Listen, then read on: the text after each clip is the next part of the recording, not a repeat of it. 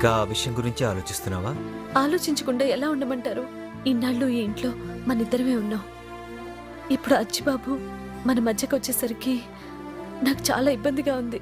తను అమాయకుడు. ఆ విషయం నాకు తెలుసు. కానీ ఆ తెలియనితనం వల్ల నేనెంత ఇబ్బంది పడుతున్నానో మీకు తెలీదు.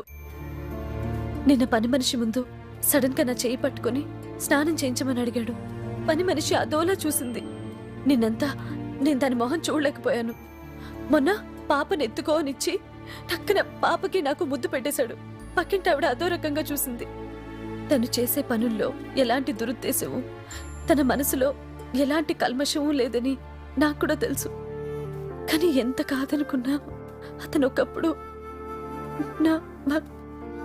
చూడు, 3 నెలలు నువ్వు అచ్చిబాబుతో కలిసి ఉంటేనే రెండో ఆలోచన లేకుండా నీ మెళ్ళో తాలి కట్టాను.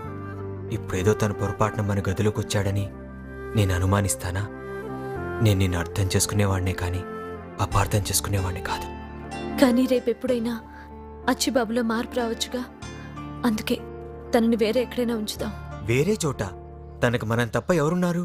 మనమే కాదంటే తన్ని ఇంకెవరు చూస్తారు? ఏదైనా హెల్త్ కేర్ సెంటర్లో జాయిన్ చేద్దాం. అందుకు అవసరమైన డబ్బు నెలలా మనమే కడదాం. అయిన వాళ్ళం మనం ఉండి కూడా తనని అనాథలాగా వేరే చోటు ఉంచడం అంటే తప్పని తెలిసినా తప్పదండి. మీరు తన గురించి ఆలోచిస్తున్నారు, నేను మన గురించి ఆలోచిస్తున్నాను. సరే,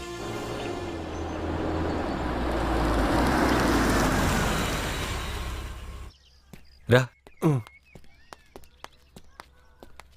ఎవరండి ఇక్కడ? నేనేనండి ఇక్కడ.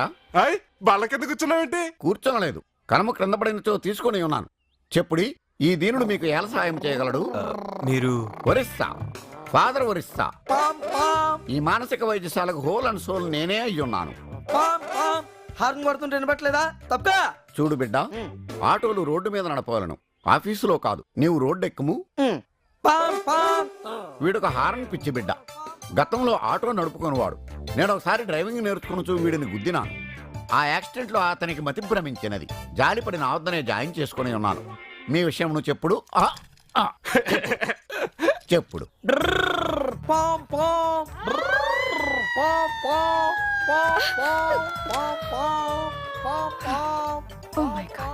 విషయం క్షుణ్ణముగా అర్థమైనది. ఈ ఫాదర్ ఒరిస్సా ఈ బిడ్డను సొంత బిడ్డ వలె చూసుకొనిదడు. కట్టవలసిన పైకము కట్టినచో డబ్బు తీసుకొనకనే సేవ చేయవలనని నా ఉద్దేశము. కానీ అట్లు తీసుకోననిచో నేను అనాథనైపోయి వేరొక అనాశరణాలయంలో చేరవలసి వచ్చునని తీసుకొనుచున్నాను. పర్వాలేదు ఫాదర్. ఒరిస్సా, ఫాదర్ ఒరిస్సా. మీ అసలు పేరు అదేనా అండి? నా బొంగు బంగారప్ప. మతం మార్చుకుని మదర్ తెరిసా అంత ఫేమస్ కావాలని ఫాదర్ ఒరిస్సా అని పెట్టుకున్నాను. ఓ, నేను ఇక వెళ్ళొచ్చా అండి? వెళ్ళుము. అచ్చిబాబు, ఇక నుంచి నువ్వు ఫాదర్ దగ్గరే ఉండాలి. నేను మీతోటే ఉంటాను. మేము ఊరెళ్తున్నాం, రాగానే వచ్చి తీసుకెళ్తా. చెప్పినట్టు వినాలి. నా బంగారు కొండవు కదూ. ఇదిగో, ఇందులో నీ బట్టలున్నాయి. అమ్మేది ఇందులో అమ్మలేదు. ఎవడైనా బ్యాగ్ లో బొమ్మను పెట్టుకుంటాడు, ఇతను అమ్మను పెట్టుకున్నాడా? అమ్మ అంటే వాళ్ళ అమ్మగారు ఉన్న వీడియో క్యాసెట్. ఓహో, నువ్వు ఇంట్లో మర్చిపోయి ఉంటావు. నేను వెళ్ళి తీసుకొస్తా. అమ్మని తీసుకురాకపోతే నేను నీడితో ఉండను. తెస్తానని చెప్తున్నాడు కదూ. అతను తేకపోతే నా మార్గరెట్ అమ్మను తీసుకొచ్చి నీకు ఇస్తాను. మార్గరెట్ వద్దు, కాకిరెట్ వద్దు, నాకు మా అమ్మాయి కావాలి. అలాగే పద.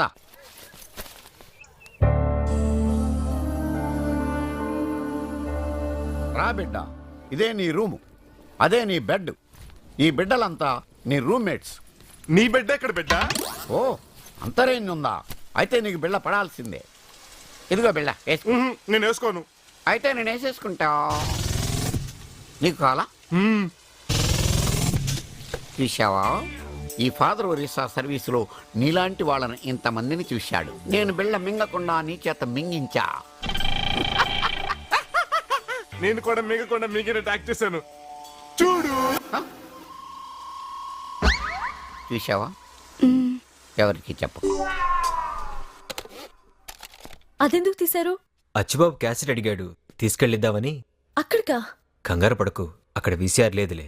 అయినా కానీ చూడు, నువ్వు ఈ క్యాసెట్లో గతాన్ని చూస్తున్నావు, అచ్చిబాబు వాళ్ళ అమ్మని చూస్తున్నాడు. ఇవే శివాచలం. వెంటనే హాస్పిటల్ తీసుకెళ్దాం. కారు ఎక్కించండి. చూడు, నేను వచ్చేసరికి లేట్ అవుతుందేమో. ఈ క్యాసెట్ తీసుకెళ్ళి అచ్చిబాబుకి ఇచ్చే, మర్చిపోకు.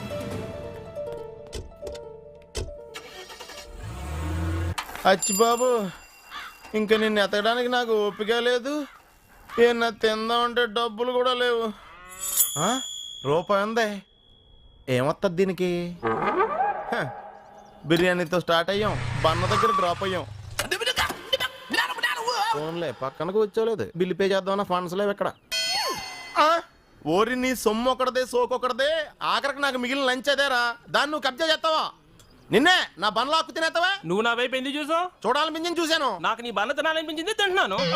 దానికి దీనికి సంబంధం ఏంటి? మర్యాదగా నాకు ఇంకో బండ కొని. కొనివ్వకపోతే నాలో ఇంకో యాంగిల్ చూస్తావు. చూడటానికి నేను కమెడియన్ లా కనిపిస్తున్నా, కోపం వస్తే నేను చాలా పెద్ద యాక్షన్ హీరోని. అరిచే కుక్క కరవదు. అద్ది ఇప్పటికైనా ఫ్యాక్ట్ తెలుసుకున్నావు.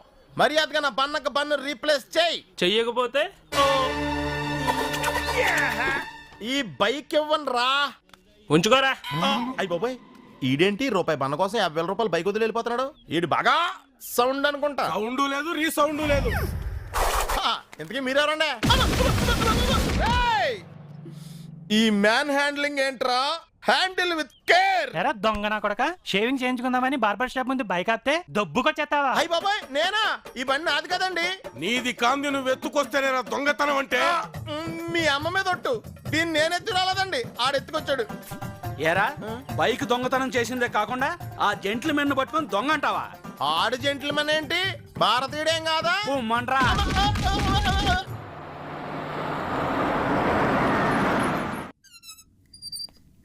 ఎలా ఉంది అతనికి? పర్వాలేదు, ప్రాణాపాయం తప్పింది. పోన్లేండి, స్నానం చేసి రండి, భోజనం వడ్డిస్తాను. అలాగే. క్యాసెట్ ఇక్కడ ఉందేమిటి? అచ్చిబాబుకి తీసుకెళ్ళి ఇవ్వలేదా? అది ఛీ! నువ్వు అసలు మనిషివేనా? మానవత్వం లేకపోతే పోయింది. వాళ్ళు మనకి చేసిన దానికి కృతజ్ఞత కూడా చూపించలేకపోతున్నావు. అది కాదండి. మాట్లాడు. ఇది తీసుకెళ్ళిస్తే ఎవరైనా చూస్తారేమో అని భయం. ఓ బిడ్డ తల్లి కోసం ఎంతగా ఆరాట పడుతున్నాడు అర్థం చేసుకోవే. పాపం పిచ్చివాడు అక్కడ దీనికోసం ఎంతలా ఎదురు చూస్తున్నాడు. అమ్మా, అబ్బా, తను ఇక్కడికి ఎలా వచ్చాడు? ఏమిటి మూలుగుతున్నాడు? అయ్యో, ఈ దెబ్బలేమిటి? ఒళ్ళు కూడా కాలుతుంది. డాక్టర్ తీసుకొస్తాను. అక్కర్లేదు, పిలిపించాను. ఇంజెక్షన్ చేసి మందులు ఇచ్చి వెళ్లారు. అసలు ఏమైంది? మీరు చెప్పినట్టే క్యాసెట్ తీసుకుని అక్కడికి వెళ్ళాను. వరిసా వరిసా వరిసా ఫాదర్ ఒరిస్తా ఏమైంది? ఆ హార్న్ పిచ్చాడు మీద మీదకి వచ్చేస్తున్నాడు. వాడు పిచ్చాడు కాబట్టి నీ మీదకి వస్తున్నాడు. అదిగో వచ్చేస్తున్నాడు. Stop stop stop. ఏంటి బిడ్డ, అత్యాచారమా? అది అనాచారం, సాంఘిక దురాచారం. నీవు ఈ సిస్టర్ వెనకాల పడకూడదు బిడ్డ. ఆవిడ మీ సిస్టరా బిడ్డ? అందరికీ సిస్టరే బిడ్డ. ఆటో ఎక్కుద్దేమో అని అడుగుదామని వచ్చాను. ఆమె ఆటో ఎక్కదు బిడ్డ, బస్సు ఎక్కుతుంది. వెళ్ళు బిడ్డ, నువ్వు వెళ్ళు. ఆటో తోలుకో, స్పీడ్ గా తోలుకో, హార్న్ కొట్టు. పో. నమస్తే అండి, నమస్కారం. ఎవరు మీరు?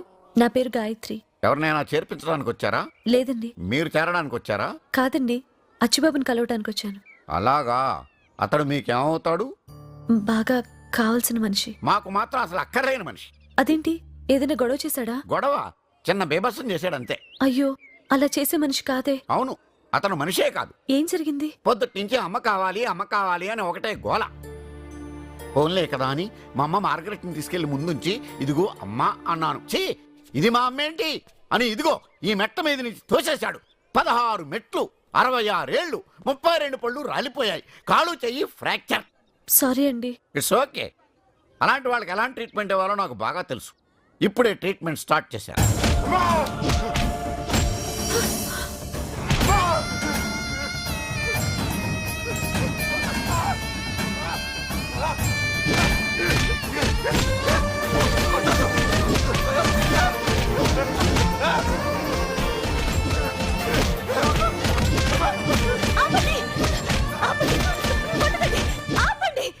మీరు మనుషులా పశువులా?